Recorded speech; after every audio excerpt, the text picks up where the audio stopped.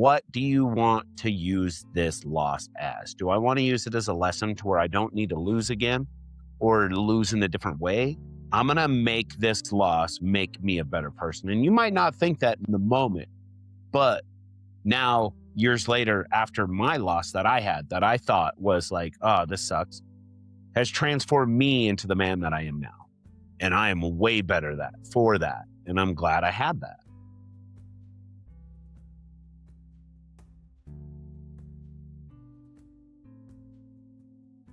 Hey everybody, welcome in to Folklore and Flourish. You're here with Jane and Mark over at Blue Box 29. Today is March 13th. We are nearing the end of our second week of our month of Trials and Destiny, the Tested Hero. We're reaching the end of week 2, the test, and we have reached day 13, which is the loss. So we are here on Friday the 13th with the loss. Just a little disclaimer, though, today, all 4 of these stories do involve death in them. So different reasons why, different forms of loss. So in case you are going through some sort of grieving process or you are suffering with loss right now, I did just want to let you know that that's what our topic is today. But you can reach out to me because I can help you with that. Yes. And our theme is that pain interrupts.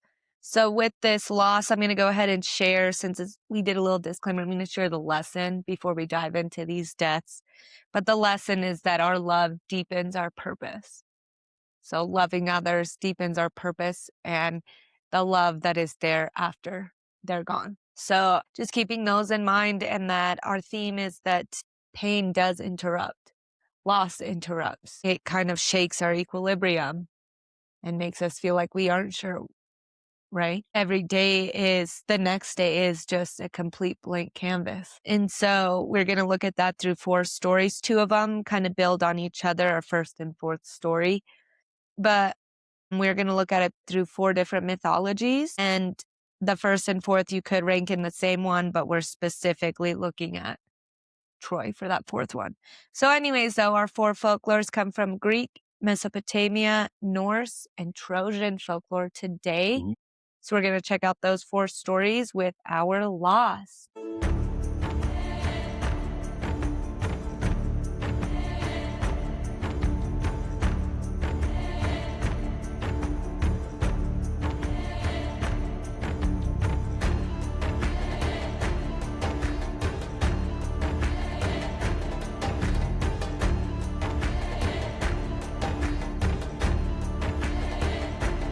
Before we begin, I want to take a moment to honor the cultures behind the stories we are about to explore.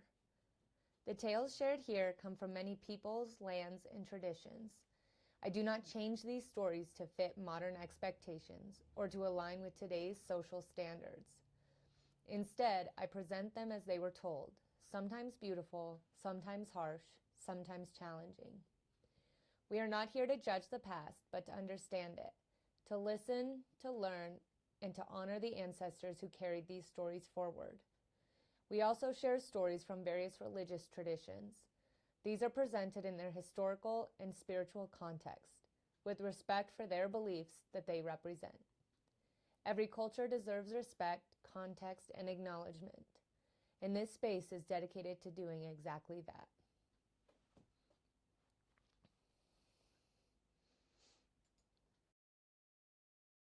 Story 1, Achilles and Patroclus. During the long war between the Greeks and the city of Troy, one warrior stood above all others in strength and reputation. His name was Achilles. Achilles was the greatest fighter among the Greek armies. His speed, skill, and near invulnerability made him a terrifying presence on the battlefield. Enemies fled when they saw him approach. Yet Achilles fought not only for glory. At his side stood his closest companion and dearest friend, Patroclus. The 2 had grown up together and trusted one another completely. Patroclus was not as powerful a warrior as Achilles, but he possessed a deep kindness and courage that many respected. For years, they fought side by side, but the war was long and tensions among the Greek leaders grew bitter. One day, Achilles quarreled with Agamemnon, the commander of the Greek forces. Insulted and enraged, Achilles refused to fight any longer. Without their greatest warrior, the Greek army began to suffer. The Trojans pushed them back toward their ships. Watching the battle from the shore, Patroclus grew troubled. "Our people are dying," he told Achilles. Achilles remained silent. Finally, Patroclus asked for permission to enter the battle wearing Achilles' armor. "If the Trojans believe you have returned," he said, "they may retreat." Reluctantly, Achilles agreed. "But only drive them away from the ships," he warned. "Do not chase them to Troy." Patroclus entered the battlefield clad in Achilles' shining armor. The Trojans panicked. Believing Achilles had returned, they began to retreat. But the excitement of battle carried Patroclus farther than he intended. He pursued the Trojans all the way to the gates of Troy. There he encountered the Trojan prince Hector, the greatest defender of the city. The two warriors fought fiercely, but Patroclus was exhausted. Hector struck the final blow. When the armor was removed, the Trojans realized the fallen warrior was not Achilles. Word of Patroclus' death spread quickly. When the news reached Achilles, the great warrior collapsed in grief. He tore his hair and covered himself in ash. "My friend is gone because I refused to fight," he cried. Achilles returned to the battlefield the next day, but now his anger was no longer driven by pride. It was driven by loss. The grief he carried became a force stronger than any weapon. Story 2, The Death of Enkidu. Long before the great kingdoms of Greece or Rome rose to power, there stood a powerful city in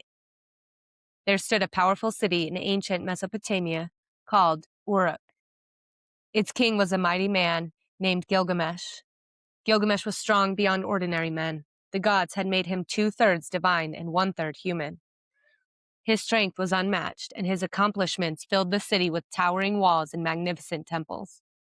Yet Gilgamesh ruled harshly. His power had made him arrogant, and the people of Uruk began to cry out to the gods for relief. Hearing their pleas, the gods decided to create someone who could challenge the king. From clay and wild earth, they formed a man named Enkidu. Enkidu lived far from the city, running freely among animals across the plains. He drank from the rivers beside the gazelles and fought off hunters who tried to trap the creatures of the wild. He was powerful, untamed, and innocent of human ways. Eventually, the people of Uruk learned of this wild man and realized he might be strong enough to confront their king. Through patience and kindness, Enkidu was gradually introduced to human life and brought to the city. There, he met Gilgamesh. The moment the two men saw each other, they fought. Their battle shook the streets of Uruk. Walls trembled, dust rose into the air. Neither man could overpower the other. But something unexpected happened. As the struggle ended, the two warriors began to laugh. In that moment, they recognized each other as equals. Their rivalry turned into friendship. Together, they became unstoppable. They journeyed beyond the city to confront the monstrous guardian of the cedar forest, a terrifying giant named Humbaba. They defeated him. Later, they faced a bull of heaven, sent by the goddess Ishtar after Gilgamesh rejected her proposal of marriage. Again, the two heroes triumphed, but the gods were angered. The killing of Humbaba and the sacred bull disrupted the balance of the world. Someone had to pay for these actions, and the gods decided that Enkidu would bear the punishment. Soon after their victories, Enkidu fell ill. At first, the sickness seemed small, but each day it grew worse. The once powerful warrior could no longer rise from his bed. Gilgamesh sat beside him helplessly. Days passed. Enkidu weakened until his voice barely carried across the room. Before he died, he spoke quietly to his friend. "My brother," Enkidu said, "do not forget me." Then the great warrior breathed his last. Gilgamesh refused to believe it. He touched Enkidu's face again and again, but the warmth was gone. The king, who had once feared nothing, was suddenly overcome with terror. For if Enkidu could die, then so could he. Gilgamesh wept for days beside the body of his friend. He wandered the wilderness wearing animal skin, consumed with grief. But that grief became something else. It became a question that would drive the rest of his life. Must all men die? Determined to find the answer, Gilgamesh began a long and dangerous journey in search of the secret of immortality. Though he would never succeed in escaping death, the lessons he learned changed him forever. The proud king, who once ruled with arrogance, returned to Uruk wiser and more compassionate. and all of it began with the loss of the one friend who had truly understood him. Story 3, The Death of Baldr. In the shining realm of Asgard, among the gods of the Norse world, there lived a being so beloved that no creature wished him harm. His name was Baldr. Baldr was the son of Odin, the Allfather, and Frigg, queen of the gods. He was known throughout the 9 worlds for his kindness, fairness, and gentle spirit. Where Baldr walked, light seemed to follow. Even the harsh warriors of the Norse land spoke of him with admiration. But one night, Baldr began to have strange dreams. In those dreams, he saw darkness spreading across the world and felt the presence of death drawing near. The dreams troubled him deeply. When Frigg learned of her son's visions, she was overcome with fear. Determined to protect Baldr from harm, she traveled across the entire world, asking every object and creature to swear an oath never to injure him. She spoke to fire and water, to iron and stone, to animals and plants, to sickness and poison. Every force in the world promised not to harm Baldr. Satisfied that her son was safe, Frigg returned to Asgard. Soon the gods discovered that nothing could injure Baldr. For sport, they began throwing objects at him. Stones bounced harmlessly away. Spears shattered when they struck him. Even the sharpest blades could not leave a mark. Baldr laughed along with the others, enjoying the strange game. But not everyone in Asgard shared their joy. Watching from the shadows was the trickster god Loki. Loki was clever and unpredictable, and he grew irritated by the endless praise Baldr received. "How can someone be loved by everyone?" Loki muttered. Suspicious of Frigg's protection, Loki disguised himself as an old woman and visited her hall. In conversation, he gently asked about the oaths she had gathered. "Every object in the world swore not to harm him," Frigg said proudly. Then she hesitated. "Every object except one." Loki leaned forward.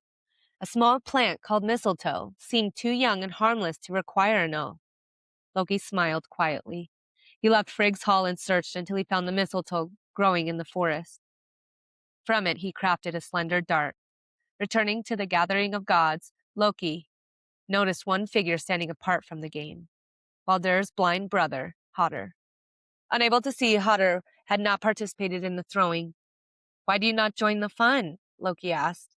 "I cannot see where to aim," Hotr replied. Loki placed the mistletoe dart into Hotr's hand. "I will guide your throw," he said. Trusting his companion, Hotr hurled the dart. The mistletoe flew through the air. For the first time, something struck Baldr. The dart pierced his chest. Baldr collapsed. Silence fell across Asgard. The gods rushed forward, but it was too late. The beloved son of Odin had fallen. Grief spread across the 9 worlds. Odin mourned deeply. Frigg's heart shattered. Even the natural world seemed to grow darker. The gods attempted to bring Baldr back from the realm of the dead. Frigg traveled to Hel, the underworld ruled by the goddess of the same name. Hel agreed to release Baldr if every being in the world wept for him. And they did. Stones wept, trees wept, animals wept, all except one. The giantess, named Thok, refused. Unknown to the gods, Thok was Loki in disguise. Because of that single refusal, Baldr remained in the underworld. The loss of Baldr marked the beginning of a long decline of the gods, leading eventually to Ragnarok, the final battle that would end the world. And so the death of the most beloved god became the turning point in the fate of the universe. For sometimes, loss does not merely wound the heart. It changes the course of destiny itself. Story 4, Hector, defender of Troy. For many years, the armies of Greece surrounded the great city of Troy, determined to conquer it and reclaim Helen, whose abduction had begun the war. The conflict dragged on without resolution. Great heroes fought on both sides. But within the walls of Troy there stood one warrior who carried the fate of the entire city upon his shoulders. His name was Hector. Hector was the eldest son of King Priam and Queen Hecuba. Unlike many warriors who fought for glory, Hector fought for something far more personal. He fought for Troy. He fought for his family. And he fought for the people who depended on him for protection. Each day, Hector led the Trojan army against the Greeks. His courage inspired the soldiers and gave hope to the citizens watching from the city walls. Among those watching was his wife, Andromache. One day, as Hector prepared to return to battle, Andromache rushed to meet him near the city gates. Their small son, Astyanax, rested in her arms.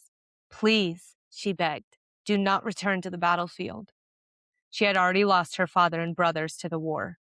Hector, she pleaded, if you fall, our son and I will be left alone. Hector looked at his wife and child with deep sorrow. I know the danger, he said quietly. But if I hide within these walls while others fight, the people of Troy will lose faith in their protector. He reached out and held his son. The baby began to cry when he saw Hector's helmet, its great horsehair crest swaying above the warrior's head. Hector laughed gently. He removed the helmet and placed it on the ground. Then he lifted the child high in the air. May you grow stronger than your father, Hector said softly. After embracing his family one last time, he returned to the battlefield. Not long after, the Greek champion Achilles returned to the war. Achilles burned with grief after the death of his friend Patroclus, who had been killed by Hector during battle. Now, Achilles sought vengeance. When the two warriors finally met outside the gates of Troy, the world seemed to pause. Even the gods watched. Hector stood alone before the city walls. For a moment, fear seized him. He turned and ran. 3 times Achilles chased him around the walls of Troy. At last, Hector stopped. I will not run again, he said. The battle between them was fierce, but brief. Achilles struck the fatal blow. As Hector lay dying, he spoke one final time. Please, he said, return my body to my family. But Achilles' grief had hardened into rage. He refused. Only later, when King Priam secretly entered the Greek camp and begged Achilles for his son's body, did the warrior finally relent. The people of Troy mourned deeply as Hector was returned to them. His death was more than the fall of a warrior. It was the loss of Troy's greatest protector, and it revealed the truth that echoes through every war ever fought. Victory often carries sorrow equal to defeat. Hey everybody, welcome back in. It's March 13th, Friday the 13th. It's been a beautiful week. I'd like to complain about the wind because it's my least favorite thing in the weather. It's But the then one one thing of I the don't like, stories talk but about the wind. yep, so many. And early in January, the wind is essential. And so I have been actively embracing the wind more when I've been outside. That doesn't mean I'm standing in that 25-mile-per-hour wind that's sweeping through our valley, though, right? But I've started to really let myself be humbled by nature more and to feel that discomfort more. Yeah. And so that's why I'm saying, we've had a beautiful week. Spring is really starting to come in this second week. And so I just want to acknowledge that, especially with today's topic of the loss. I mean, when I was reading it, I had a hard time. I was really focused on staying neutral when I was reading that last one. Yeah, I really was trying to not allow myself to dive into the story. That's why I was messing with Molly while I was reading it. Sometimes it's good to allow that to come through, because then the reader hears that, or the listener hears it, and they feel that emotion, and it pulls them more into the story. Right. And I think that sometimes, but it's the Hector thing. I knew it. I told you about it yesterday. I was preparing myself You all just day didn't want to yesterday and cry, this is what you're morning. trying And to then I say. came in and looked at it. I looked at 4 lines and I was crying in here. And then that's when I walked out and I was like, all right. I could tell, actually. I heard it in your Yeah, voice. I read 4 lines. That was it. It. And I don't know what it is about Hector, but I just really like Hector. But that's why I saved him for last. I was going to have him right after the Greek one, but I moved it. Anyways, with today being one of the final days of the test, we didn't want to end the test with the final loss, the big loss, because that's not the end of your test. Right. We already know it is what you do after that, But today is where our pain interrupts our story, our destiny. All of these people changed destiny for whole groups of individuals, not just one person or one family. And our lesson of love deepens our purpose. Love, through these loss, you get to see, the rise of Rome because of the Trojans getting out. You get to see Gilgamesh come back. You get to see how the Norse gods react because that love deepens what we do now. Now we have a purpose beyond ourselves if we didn't before. And that loss will not just be, it's a loss, it's a whatever. That's going to mean something. That won't be our final story. And that's why I love Hector so much. is because he was the final stand for Troy, you know, and those people surviving is the epitome of for Hector. Like, I think that they survived for him 100% because something like that, if he's going to die and he's going to be lost, our people will survive because of him. They will. And that's why I love him so much. I'm so obsessed with him. Anyways, we'll jump into the first one, Achilles. Achilles has always been, I told you I was never big into the hero aspect of mythology. Yes, some of the stories, but I was more into the side characters. Achilles, Odysseus are some obvious heroes that I've liked. Perseus, the Greek heroes are major cinematic heroes, right? We see them in a lot of adaptations. So you grow to love Achilles. But I really liked, and I'm just going to start with, really liked how we read this. And you went, I do not like Achilles after this story. Because number one, it was not a reaction I was expecting. Because that's why I asked you to explain. So if you don't mind, what about the story one with Achilles and Patroclus? What about that made you go, I'm not a fan. I don't. Because when you're taking something that happened to you so in this story, dude goes out, takes Achilles' armor, and then gets his ass killed, right? Because he does exactly what he was told not to do, because in his head, he was a little Billy badass. You got what you got. What do they say? Around and find out? Well, he found out and he died. Sucks to suck, bro. And now you as a god, deity, whatever, you're going to be like, oh, he did exactly what I told him not to do, so I'm going to go fucking kill you. No, you're a piece of shit. I'm very passionate about that. No, I don't like you. You did something. You just made your own karma. For Patroclus. Reap what you sow. And there are some adaptations where, and I think it... At all. It like, adds, I thought I liked Achilles. This just made me like, you know what? Shame on you. Shame on you. I was actually going to say something that added to your point. Some adaptations, and one that most people may know is the Troy movie, you know, that pulls some of the actual mythology, obviously. But there are some versions where Achilles he doesn't know that it's taken, you know? And I think that adds to your point of, regardless, you're walking into war wearing the greatest warrior's armor. Yeah, people may be afraid of you, but someone is going to raise their sword to you because you have to be stopped. So there is that aspect of, you need to understand what you're doing when you put on that armor. And someone is going to he wasn't just walking around not fighting people when he was wearing his armor, when he was in battle. Yeah. He was fighting people. He was killing people. Like, he was in that because the Trojans were scared, to where when they saw that armor again, they're like, holy crap, he's back. We're going to die. And he made it to the wall, which means Achilles had that deep understanding that he was the only one that could face Hector. Yep. That's what this story makes me really reflect on, is why else would you not want to go to the walls? Yes, the walls of Troy. I mean, just the walls themselves are impenetrable.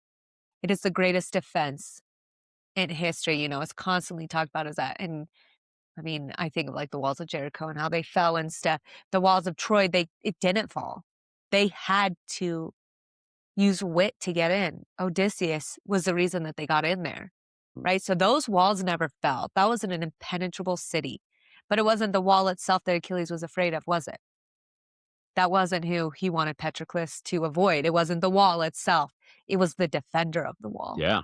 Which means that Achilles knew this war wasn't going to go anywhere without him, and that there are probably a few, you know, that he thought could face Hector. Odysseus is probably one of them. Odysseus didn't want to face Hector. And that was probably why, you know, Achilles knew the trajectory of what was going to happen. He had heard the prophecy, but now when this guy dies, Patroclus dies, I think that's when Achilles understands how he's going to fall. And it's going to come from killing Hector, not the battle itself. Achilles walked in, he knew he was going to die, and he was going to not only kill Hector, but he tried to kill his name, his respect. This is your defender, you know, behind his chariot. Yeah, how petty, how childish of him. And that, I truly believe, I have to believe it this way because, like I said, I just love Hector, but that was almost a big FU to everybody because they didn't do anything with Achilles' body. They let it just burn with the city. He knew that he had to come here for the pride of these BS kings. Hector died for the pride of kings. He was going to die for the pride of kings. And F all of you. This is how we're treated when we're gone. This is how we're treated as soldiers. And no, I'm not at all defending what he did. What he did is disgusting and disrespectful to that person. He allowed his rage to get the better of him for sure. But I think it was rage for all of it. Because this is what's going to happen to my body. You know, we are soldiers. Look at George Patton. You know, Ulysses Grant arguably won the Civil War for us, and he's remembered for being a drunk president. How dare you? Like, he ran into battle. You know that picture of the person running into battle on the side of their horse, they're hanging on the side with ammo. You know that's Grant. Really? He actually did that. They ran out of ammo during one of the wars. I can't remember if it was the Battle of Alma or whatever it was. I don't know enough about those Southern wars as much in Texas, but he rode in like that. Oh. He was an expert person. He's remembered as being a drunk. Right. Well, yeah. I mean, going through the war, like, think about it, though. War times hasn't changed what it mentally does to a human. Our brains can only take so much. I actually learned something about it. Those people probably had crazy PTSD. So, of course, he's probably a drunk because he had nothing else to take away those thoughts. Imagine living in the era of the Civil War. Like, I'm not, like, everything. You see movies, and I've seen, like, the movie 12 Years a Slave. And I had a really hard time. I had to watch it in segments. Those actors, and it's important to recognize the actor from the actual person that they're playing the character. Those actors are some of my favorite actors and actresses that were playing the abusive owners. And man, did they lay it out, though, exactly how it is. And so and to realize that was not only the life that people were living, but people were killing their brothers for freedom. People were killing. And then we see this. Hector, in all aspects of warriors, is a brother to Achilles. He really is. And I hope that, you know, in the afterlife, he's given that kind of respect. But I hate it. I hate living in a place where you value I value my veterans. Obviously, I have some family members that are involved, right? But reading books and reading historically how everywhere around the world, soldiers are just a number. Yeah. We lost this many 100,000 people. Okay, how different would it be if you had to read the names of who you lost? It takes a little bit of a different aspect. And that's what I think Achilles, I have to think of it as that. Achilles showcasing how the world treats its finest warriors, how the world treats its heroes. And it's when they no longer serve their purpose, whatever.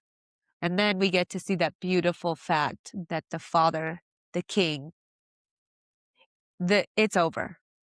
You know, their defender's gone. The city still stands. They get tricked in the end. But that father, the king Priam, sacrificing himself to just have that body returned home. Right.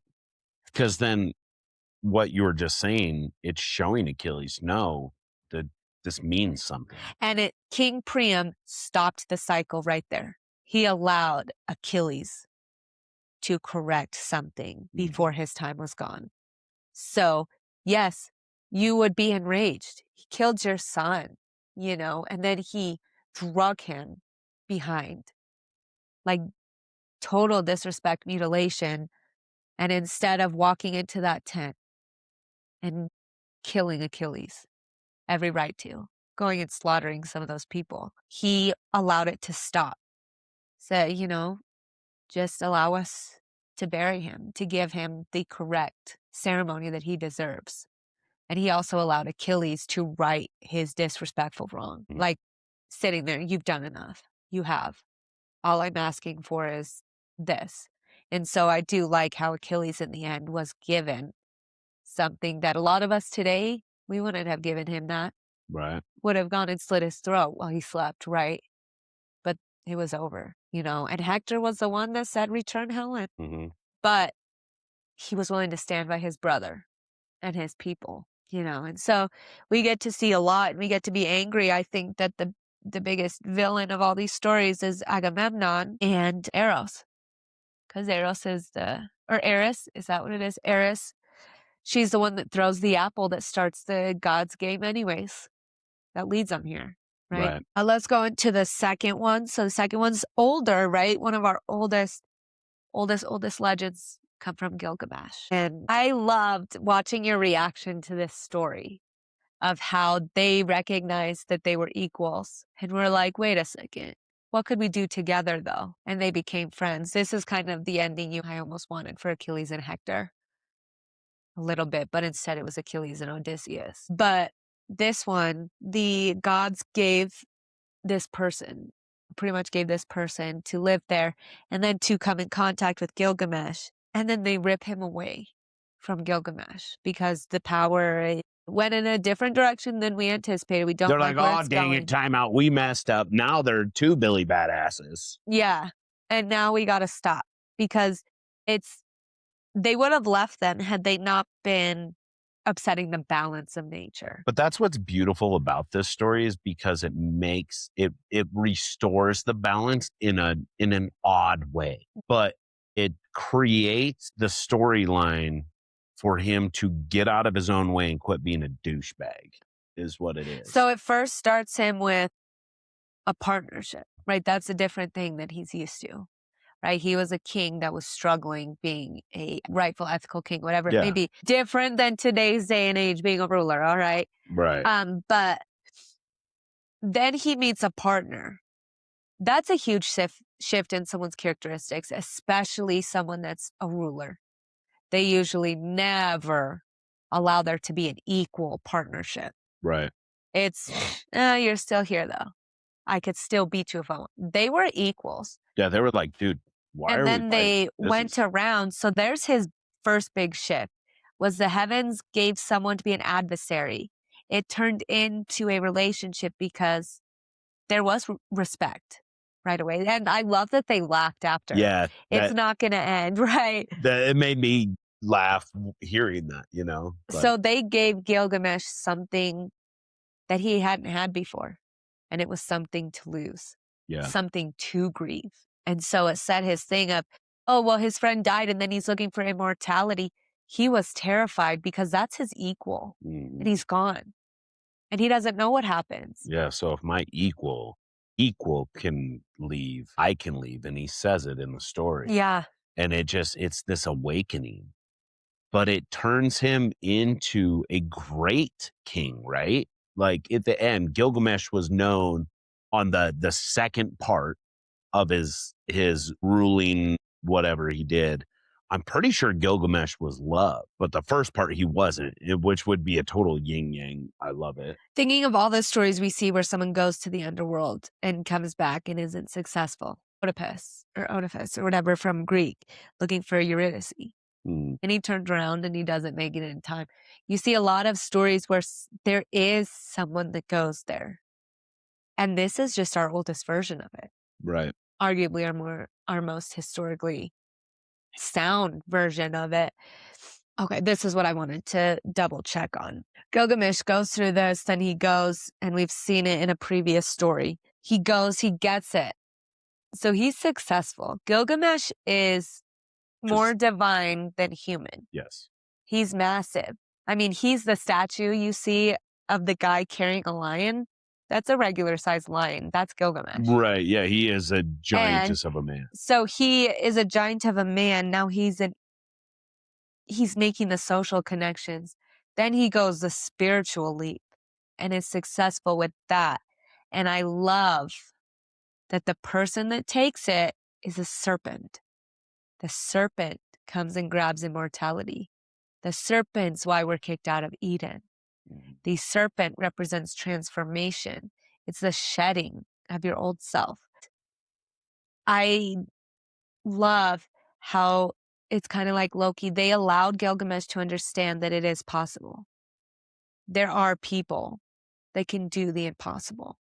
You have been selected for a higher destiny, but it's not meant to be here. And that's what the serpent represents is, yes, it was the final transformation Gilgamesh needed. And by seeing the serpent, who is the embodiment of transformation, you can walk away going, it is out there, and we intentionally don't have it for a reason. And so he comes back humble, and he went through a lot, and it stemmed from his partner. And then, so I have a hard time with some of these stories, because then when we go into story 3 with the death of Baldr, we see all these people that their journeys are starting because of this lust, or it pushes them to do something else. The death of Baldr is I think it's very straightforward in some of the lesson that it teaches of when you get cocky is when things happen. When you put your defenses down, that's when bad things can happen. It's not always that we need to be prepared for the worst or always protecting ourselves, but when we are actively spitting in the face of the natural order of things, which is what they did. Yeah. All of them playing around, thinking it's funny, whatever. It's the same as like when you're a kid and you get this brand new toy and everyone's playing with it, but everyone's playing with it rough. Inevitably, it's going to break, and then we're upset when it does. But this story has pride and arrogance in it, not just in Baldr, who's impenetrable, and all the other gods, but in Frigg for actively sharing that she didn't even need to do all of them. Because, well, that's harmless. Loki, gosh, gotta love Loki. Loki sees the value in anything. Loki does not care the size, the quality. I mean, we see gender, the type of thing you are. He doesn't care. Everything plays its role. And he just sees things for the way they really are, and where so many people are blinded, I think. And not just the way that they really are. I think that Loki is exactly that. Sees things for the way that they are, but also the things that they could be and how. And not like, oh, if I add pressure here, it's going to turn into this. If I add pressure here, it could turn into something totally different, and I have no idea what it is. Right. But it could be great. And Loki, again, I truly believe that Odin knew all this was happening. This is the event that starts the end. It's not just the death of Baldr, it's the arrogance of the gods. I think that was the shift, and I think that's why Odin's not as involved in a lot of these stories with Baldr. Because watching that and knowing everything that you've been through, you hung from that tree for 9 days after inflicting pain, to yourself. And you know that this is the event, but also watching going, it is our time. This isn't it anymore. And it reminds me of rulers and how you said we're getting to that point where there's about to be a big shift. I think a lot of people are understanding that this isn't working anymore. We've gotten way too arrogant. The same families, the same names are still in there. It's the same. Thor could have been a last name, right? And you just continue to have those people fill that place. And we're in this spot in today's day and age where we have suffered enough loss. Yep. We have suffered enough loss, and it's time for a change, and if we don't ever stand up for the change, if we don't ever make that change, we reap what we sow. Yeah, and it's not going to come, and we're going to be wondering why not? Why would it? The world has to balance. Yeah. Out of this, opportunities rose for other characters to go, okay, now we're shifting. There is those major shifts, and I do believe that eventually the world pushes us to the point where we can't avoid it anymore. So that's kind of what I have with Baldr. It sucks because I do like Baldr. I love in the Loki show how he jokes about Baldr. Like, why is he even here? No one even knows who he is. They do this whole thing. It's funny in the second one with, who is that? Owen Wilson. I love their dynamic, but he mentions Baldr. So Baldr comes in one of the seasons, not the actual person. It's like a totem of him because Loki already killed him, right? But it's funny because we think, oh yeah, who's Baldr? No one knows Baldr. He was the most beloved. Yeah. And again, like what Achilles showed, do people know who Baldr is? Unless you really dive into this, do people know who the beloved was? I had no clue who he was until... Baldr is just another version of Hector. Yeah. He wasn't as powerful as Achilles or Thor. So when he was gone, I mean, he's gone. We did what we could, but all right, it's over. Right. And so, I don't know. But there again, we see Loki doing his thing. Okay, our final story, we kind of talked about it quite a bit, so we won't have to touch on it a whole bunch. The Hector thing. The thing that Hector wasn't just a great warrior. Like we see Achilles is a great warrior. Odysseus is kind of in between the two, I think. But Hector was deeply loved. He wasn't just respected as a warrior. He was loved to where his wife was willing to let the city fall. It's over. Like, she knew it was done. And yet it had to come from his death. Mhm. And she knew that. 100%. As a partner, she knew that he wasn't coming back. He got to say goodbye. And in other stories, you see that he shows her how to get the rest of the people out. He helps her make their people survive for her and his son, right? And Yeah, isn't there talk that Rome is actually the new Troy? yeah, so Rome, one of the, I believe it's the grandfather of Romulus, one of the boys that were out that were suckled by the wolf, right? Or sorry, Romulus. I believe that his grandfather is one of the survivors of Troy who was left. And if you've seen the movie, I believe it's the character that Paris hands the sword to or bow or something to, a weapon, saying, "You carry Troy now." I have not. So at one point, the kid was given a weapon, like the weapon of Troy, like Hector's sword, the king's sword, whatever it is, and is told to let the people survive. You hold Troy.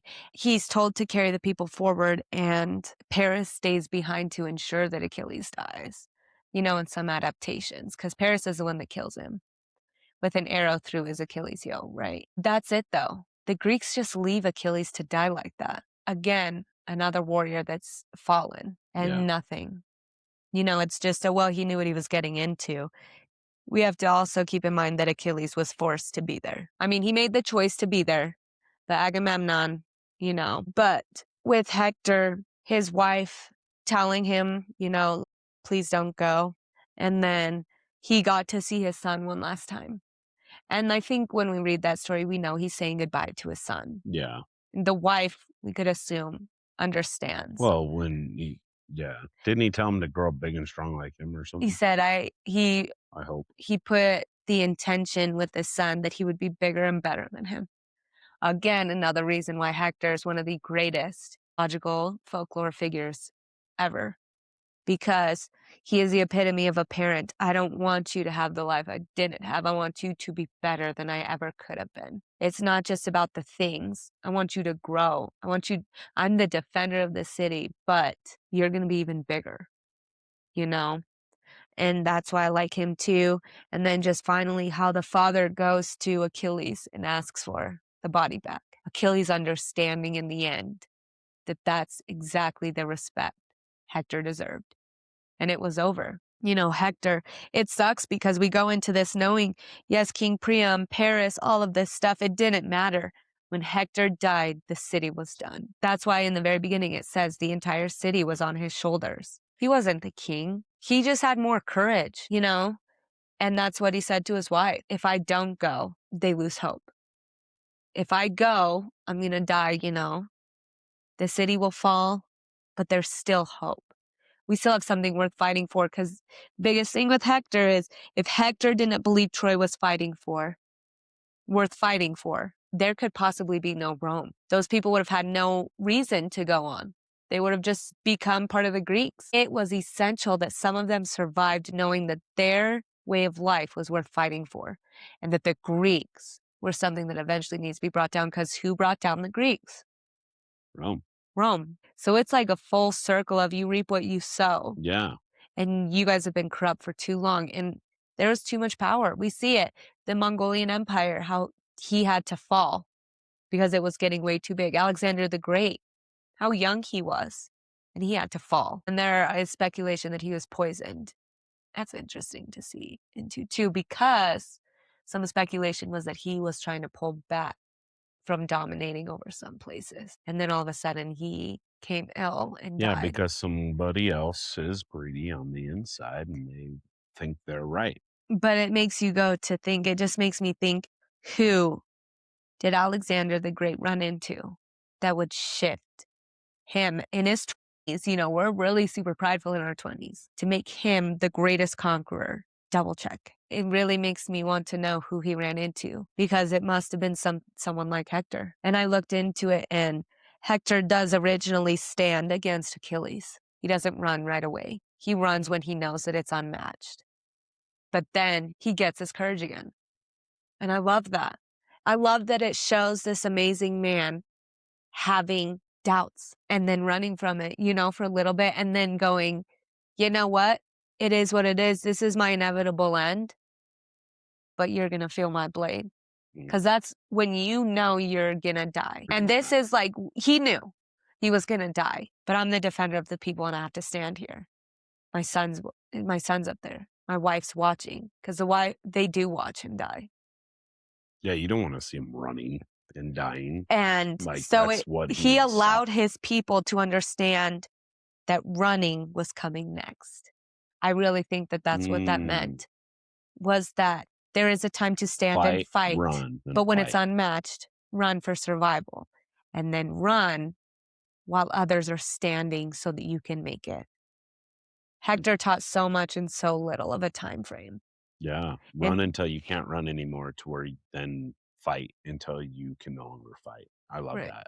And it just makes me it makes me wonder why, after we see the Trojan War, why Achilles and Odysseus, like why the Greeks were right. It just baffles me that when you look into it, it's the Greeks are the heroes, the Greeks are the winners. Yes, winners write history. That's why. But the valor and all of the stuff behind Troy, I love it. And I'm going to believe that Rome is the Trojans, because I think that there is no better thing than to go potentially today, still being run by a lot of the same fundamentals as Rome. So potentially today we are still look into it. We are still influenced by Hector, because he had the courage to go, this is worth fighting for. And someone better take care of my wife and child, because you better believe that those two were watched after, because that kid, that carries Hector within him.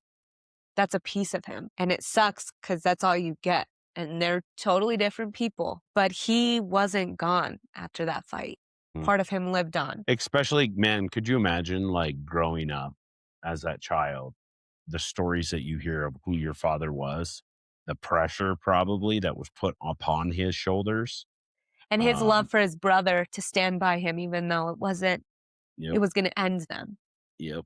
To go fight, to say I think that saying goodbye to your wife and child and have to look at your partner and know that they're not coming back, that would just be sick, but to go, that is the price I pay for marrying someone like him. That's something we kind of forget too, is that, yeah, we want to marry the heroes. Like, think of young women, we get raised to believe that Prince Charming and our defender is coming. Our Hector, our Achilles, our Odysseus is going to be there. There's that price again, is that you marry that person because you know what they're willing to sacrifice if you need it. And that's not out of selfishness, but if I'm in danger, they're there. That's why you're with them. And sometimes you have to see their end.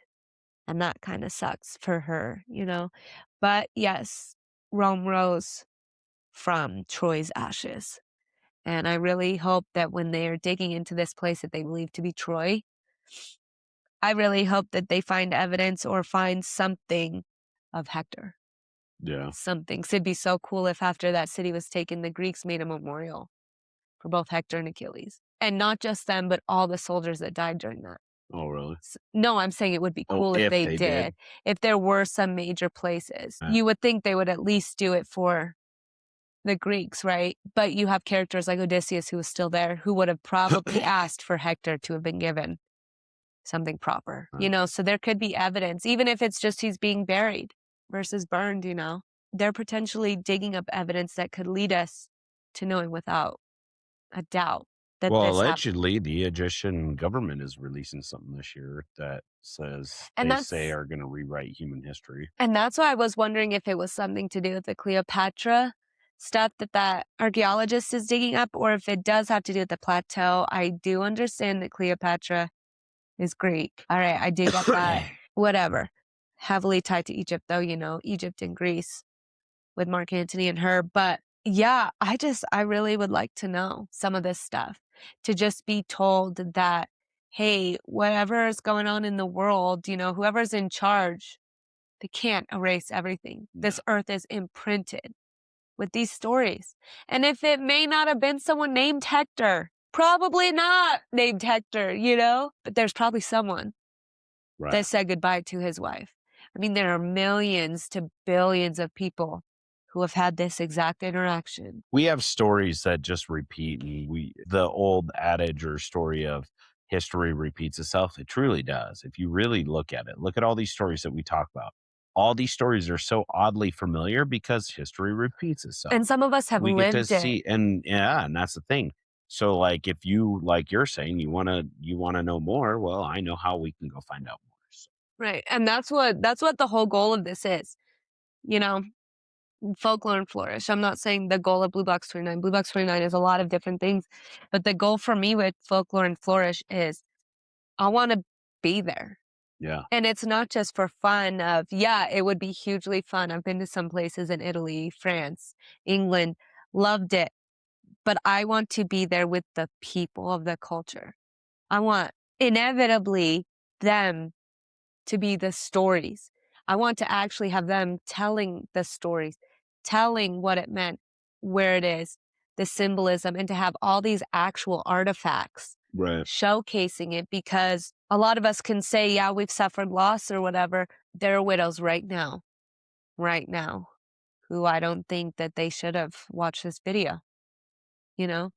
Not yet. Mhm. There are some that might be ready, but there are some that know all too well that these aren't just stories. And it's always because of some arrogant kings. You know, they can change their name to whatever they want to be, but because of arrogant kings, how many people have had to raise their children alone or have had to defend their home or their people because of the fall of their greatest person? I mean, I think of one of the obvious ones too is when, I don't know if it was Cortez or not, but when the Incan leader gave a room full of gold like he was told to, and then he was going to be set free, and they slaughtered him in front of his people after doing that. And it goes to show that corruption doesn't care. It takes everything. It takes everything from you.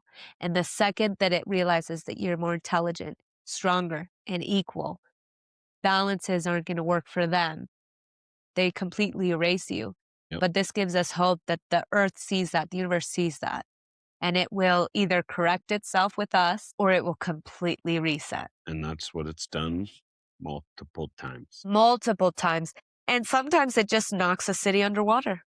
We used to think that Atlantis, the city underwater, was totally crazy. Now we have more than one city underwater. There's a lot, like down by Mexico, they found there's a big one with a bunch of pyramids and stuff. I forget what islands it is, but it's like Cuba. Is it off Cuba? Somewhere down there. But like you can look into this stuff and look, there is pyramids. There's a whole city. It was like when they were doing the LiDAR over South America and they're finding all these cities or how within big the trees and stuff they really too. were. And now they're seeing it underground. So like, that's what we're talking about. And we're not trying to be like, but the world resets no matter what. The stories happen over and over and over. Experiences that I've had in my true belief system is we have done this. We've had the opportunity to live these lifetimes, to live these mythological stories that we're talking about. And that's why we're passionate about it. That's probably why you're listening to it, because you got to live it. I like at one to point in think time. that time doesn't work like we think it does. No, it doesn't. And to where I could go back and maybe even in another life, I get to go back and be Hector. Yeah, why not? You know, it's not just always a life forward. Sometimes it's backwards. Well, sometimes we live something later on in our soul's existence, but it came before something later. I like to think that sometimes. I've seen actually quite a few videos and stuff of people talking about time's not linear. Right.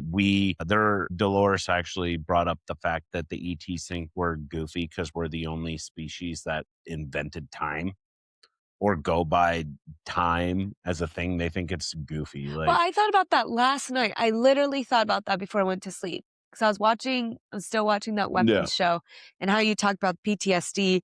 I had no idea really what shell shock was until I watched it last night. And I was like it's literally shocking, rattling these people's bodies, and it's boom, boom, boom, boom, and they're just continuously. So I didn't know what that was, right? But then I thought about it and went, who actually decided the time? And there's only one answer, because who is time built around? The sun. What?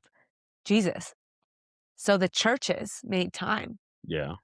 And I'm not saying that people weren't keeping track of time or whatever. But 0 is the birth of Christ. Right. Allegedly. And we can change it to before Christ or before whatever it may be. But that's what our structure is built around. So when did they decide?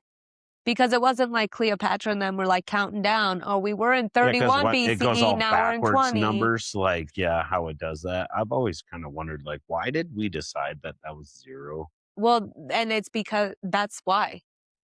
It's Jesus. They're like, oh, he's here, It's so now Christ. it's a new time. The Yeah, I mean, it Messiah. kind of makes sense if you truly believe that you're Messiah and whatever. Why wouldn't you be like, hey, when he was born, we're gonna reset time? But then they've changed time multiple But times. Christianity, I mean, look at Buddhism, Confucianism, Taoism. Those are major faiths. So why did it start? Well, because they took over everything. So Italy, Yeah. so the Vatican had to, I mean, Vatican's its own little country within Italy, whatever. But the Vatican had to have decided, right? And maybe not the Vatican, but well, whoever's the Christian, running that. whatever. I would just like to, it would be so interesting to be a fly on the wall in that room. Even if I was reincarnated as a fly and that was the only room I was ever allowed to live in. I would love to see that discussion. Why not? We're starting here. Here's our they evidence. say that. I wonder if we could do that with our, like, how with fun what would you that? just got certified in? That's what I keep talking about. I'm bringing that up. This whole conversation I've been talking about. No, right. no, you've been talking about it, but like, yeah, like, why not I didn't go think about back? that. And if you were in that situation, a bug, yes, you could.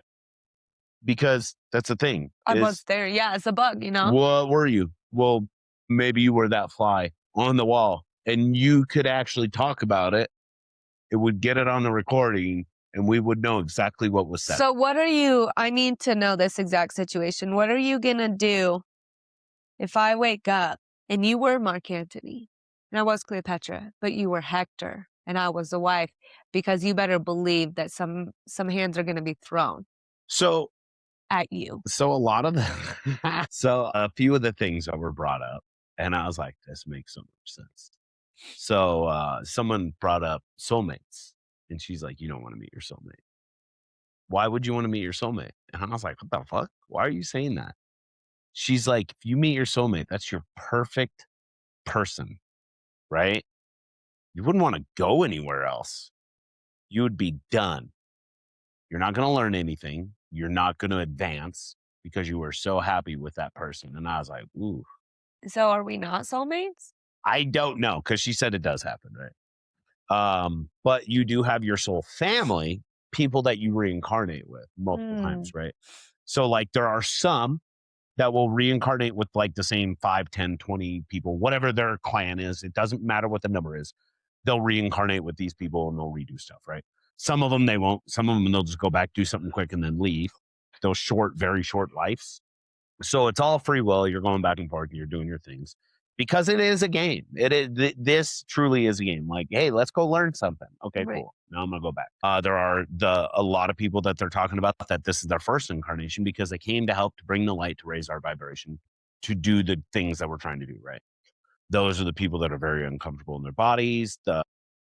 There's different things. Do you think that has anything to do with, like, for me? And I don't want to assume there is that definitely a bunch of different things, and that is something that. But I mean, like my scratchy and how, like, when I get in those, I'm trying to get out of it. And so a lot of the stuff while we were watching this, a lot of the conversations that you and I have had personally, it like light bulbs keep going off as I'm doing it. So I am super, super excited to explore where we go because we're going to get so many answers time one compared to how many times we do it. Who knows how many times we do it? Because after the first time, it's going to be easier and easier and easier. You know how 11 kept popping up for me? Yeah. And like, I was like, God, 11 something. I looked at the date when I finished the class and it was the 11th. That's awesome. Yeah, I laughed as soon as I was like, holy shit, it's the 11th. No wonder.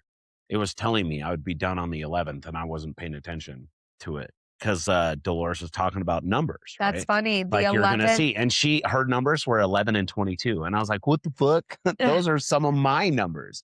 Well, 11 was new. 22 I've had for a while. But it was like 22, 21. Like all those numbers within that. Those are all numbers that are really just like clicked to me. And then she's like, but when I see 33, I know it's definitely for sure. but those were numbers that clicked to her. Everybody has their own numbers that line up with them. 6, 9, something was somebody else's weird numbers that they were talking about. But you have your specific numbers, specific symbols, everything. We are going to find out a whole bunch. So our daily thread for these 4 stories is that today we encounter the loss, the moment when the hero's journey is interrupted by grief. Achilles lost Patroclus and discovered that love can awaken courage stronger than pride. Gilgamesh lost Enkidu and began the long search for meaning in the face of mortality. The death of Baldr revealed how deeply goodness had been woven into the fabric of the world. And the fall of Hector showed that even the noblest defender cannot escape the cost of war. What loss in your life has reshaped the direction of your journey? Grief refines purpose rather than ending it. I love this, and I know you usually talk after this, but I need to. That is why I am where I am. That is why you and I are together, is because of loss. Loss pushed me to do something. And that's what these stories are doing. That's what they're telling you. Gilgamesh lost something. So then it transformed him into, because he used it for something beneficial. You can use loss in 2 different ways. You can benefit yourself or you can do harm to yourself. And that's it. What do you want to use this loss as? Do I want to use it as a lesson to where I don't need to lose again or lose in a different way? I'm going to make this loss make me a better person. And you might not think that in the moment, but now years later, after my loss that I had, that I thought was like, oh, this sucks, has transformed me into the man that I am now. And I am way better for that. And I'm glad I had that. So look at the things that you've lost in your life that you think are just unfortunate and use that as something good, because it is so beneficial when you see the things that you believe to be negative aren't. They're just a redirection. Hey, try this out. And sometimes we need to be forced to it. And that's why it happens, because it's like, hey, dummy. It sucks. Like, we see some of these losses, and yeah, a loss of what a job is a very different loss than a loss of a human, like a person or an animal. But what this is saying is that you have the option to live or die with this loss. Think about, why did that loss mean something? How can I drive it forward? And so with what you said, that was perfect. And you can always comment on the daily thread instead of me if you really. I just felt it. And so the question that we're going to leave with then, and you kind of answered that for yourself, was what breaks me open? Okay, so what does break me open? And then specifically, what is a serious thing that broke me open? Where I had no choice but to just, I'm broken, I'm vulnerable because I can't control the way I'm feeling because of this. It's chaos. I've been interrupted. So we're going to think about what broke me open. And then we are going to, today, we're naming something out loud today. No explanation, no recognition. If you want to, absolutely. But try once without anything other than naming out loud someone you miss. So we're going to go outside. You can name someone out loud that we miss. No explanation or no reasoning or anything. That's all we're going to say. And then if you'd like to later, I would suggest, if it's really heavy on your mind, you go journal the reasons why. You know, write it down. Allow yourself to listen to a song maybe that reminds you of them. But whatever it may be, we're going to name that out loud. And then we're going to think about how grief refines purpose rather than ending it. I'm not at all saying that these losses aren't terrible. That these people sitting at home who've just lost their partner should buck up and get tough. No. Sometimes we have to get ugly before we get tough. Achilles got ugly before he had to get soft for the king. You know, sometimes our worst qualities come out to showcase just how important it is for us as individuals to be our best selves. Because look at who we are when we're destructive. Achilles brought down the city of Troy because he was angry. He didn't even like what he was standing for with the Greeks, but he wasn't going to risk Odysseus after that. There are a couple Ajax characters that he wasn't going to risk. Please don't watch this and think that you need to buck up after loss. Sometimes we need to get ugly after loss. Sometimes we need to die a little bit, because I saw something where physically that loss, that piece of you that was them, it dies. And you are left with that confusion and that interruption and that loneliness. So if you need help at all with that, I definitely suggest reaching out to the proper people, or even just commenting on how you got through your major loss. Yeah. And this isn't a comparing of, oh, well, you lost a child versus you lost a partner. No, a loss is a loss. We all live different lives. So if you want Your to feelings comment, matter. if you want to comment how you got through that, Yeah. did you You let might help rage somebody take else. over? Did you reach out to community? Did you rise as a new person in a new area, right? All of these things are possibilities. The lesson of loss for myself, I had to get it multiple times in multiple different ways, Some similar ways. some very similar ways, But to truly realize I needed to get out of my own way. I needed to realize what this loss was trying to show me. And I today now laugh at a lot of the things that I've said out loud. I've legit said things out loud that now today, within this last week, makes so much sense. And I've been repeating the things that I said. And I've always questioned, why do people act this way around me? This doesn't make sense. It is so odd. And this week, it totally makes sense. So if there's something that you say a lot and you're like, why is that? I'll guarantee you there is a reason you're saying it, because I found out why I said everything that I've said up to this point. I figured out why I had all the losses that I had, because it's going to make me a stronger person to be able to talk to you and figure out what you need to say in order to get over that loss. Because when we're saying dying and stuff, we're not using that dying thing as a literal term when we're talking about you and I. I had to die. A piece of me had to die in order for a piece of me to grow, just like the phoenix, right? A piece of it has to die and burn before something new rises. And I love that term. And I believe a lot of this has to do with it. sometimes your pride has to So die. reach out, let people know, because your loss, somebody might need your loss for their growth. As disturbing as it can sound, put it with beauty.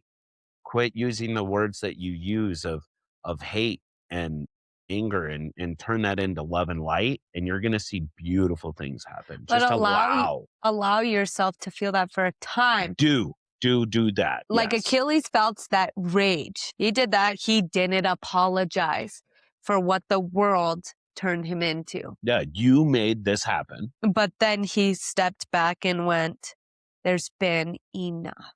Yeah. Like, it just reminds me of Athena talking to Zeus. He has been through enough. And it started with Achilles and Hector, right? Odysseus lost a lot on his way too. Yeah. And so sometimes our loss, it sucks, and allow yourself, but I really think don't lose yourself. Yeah. You may lose parts of yourself, but remember that love 100% mattered. And that it's not this, well, it wasn't real, so they're gone. No, it mattered for what it needed to. And then I think it's important that we lean on others during these times. Some of us go on our soul journeys. Others, we fall into groups because we need it. So whatever it may be for you, and I totally agree, give yourself time, but maybe even mark down, this is when that loss is going to start moving forward. It's going to mean something, like you've said in the past.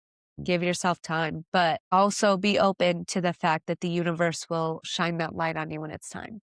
And the thing is, and a lot of the stuff that I've been studying recently is, and it's funny because a story came up that reminded me of the footprints, right? Oh, in the sand, yeah. But it was a totally different story, totally different analogy, but it just made me think of that story. And I'm like, there are so many lessons that you can choose to learn, and just hold on to it. Get some help if you need it. Reach out to somebody if you need it. Don't give yourself give yourself a timeline. How long am I going to allow myself to do this? Because if you don't, if you just hope that it's going to get better, it's not. You have to choose. Or it's going to build into something dangerous for you or others. Yeah, and as soon as you give timelines of what you want it to happen, you're taking the power back into yourself, and you're saying, enough is enough. This is now mine. I'm taking control. And by doing that and saying, no, this is what I'm going to do, it doesn't have control of you. It's still going to hurt. but now it won't control you like it is controlling you in the moment.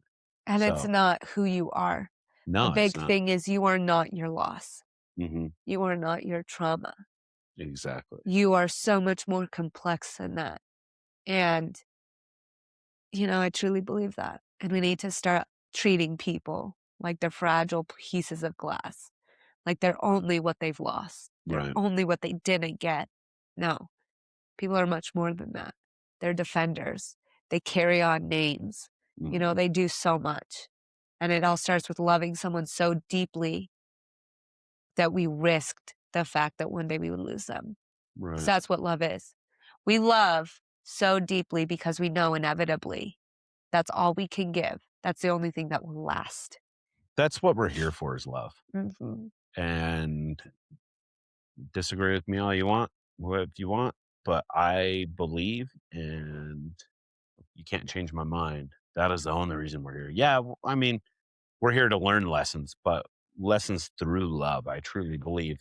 And you're like, wait, I haven't felt any love. But the lessons that you chose to come down here is to get maybe something bad happening to you. You're like, oh, something's always bad happening to me. Okay, cool. Why? What in that, what is happening that is bad, right? Name it and say, okay, this has happened to me. This has happened to me. This has happened. Look into it. And what is it actually doing? Try to figure out, what is it trying to tell you? And number one, the biggest thing that I remember with this, or that I thought of, is it in your control Mm-hmm. or not? Right. Because if it Was wasn't it in your something control, that you were in control of and you failed to stand up to the challenge? that's a big difference. Versus was it just something that you had no control over and It it just truly is what it is? Right. You And did then, everything. and you can look at that and be like, okay, that was just like a what? You can be like, okay, cool. What happened before, during, and after? What has happened after? And if it's not going good, what can I do to change it? Because that's probably why it happened. Because it made you sit and think about this situation now.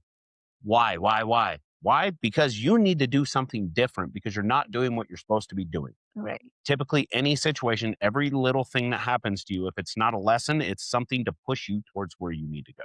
And so with that, just think about how our loss, use it. We have been given this loss because we can handle it. Mm-hmm. And there are other people that can't handle the loss of us. Right. And sometimes we do just have to be the ones holding that rage, holding that sorrow for a limited time until the universe finally tells us, it's okay to breathe again. Yeah. And Now you can get rid of it. Usually when we see those signs. So listen to the signs, because they may die, people may be gone, but we still hear them in the wind. We still feel them when the sun touches our face. So whenever we feel this loss, just remember to go outside and to feel the life, especially when you're having a hard time accepting life. And breathe. Mm-hmm. Just breathe. Take a deep breath. Yep. It helps more than you think. And with that super sad episode, tomorrow we get to see the stand after the loss. So that whole, do we run, right? Or do we stand? Regardless if we run or we stand for something. Now, how does this loss influence our heroes? What is our stand? Because I'm of them. super excited now for these stories for tomorrow. Yeah, and that's why I wanted to share that before, so that people aren't like, God, this is a tough one. Obviously, you see in our book, the loss in our pilgrimage book, a major loss that we see is Snow White's father. We address Snow White's father losing his wife, and we get a quiet moment. And this is what I mean. Take your time. We give a quiet moment to just express partner grief, a husband losing his wife in this story. So again, there's a disclaimer obviously for our book, but feel it, because that love reminds us during that. You only feel the loss because you had the courage to love something worth losing. Right. And with that, today, we'll see you tomorrow for the stand. So what do we do next? So if you're holding on to the edge of this because this was something you're struggling with, come in tomorrow. Please look up the episode, The Stand, because that's what we do tomorrow. After we fall and we lose everything, we still have to stand back up. No. So with that, we'll see you guys tomorrow. Thanks for being here, guys. Love you. See you tomorrow.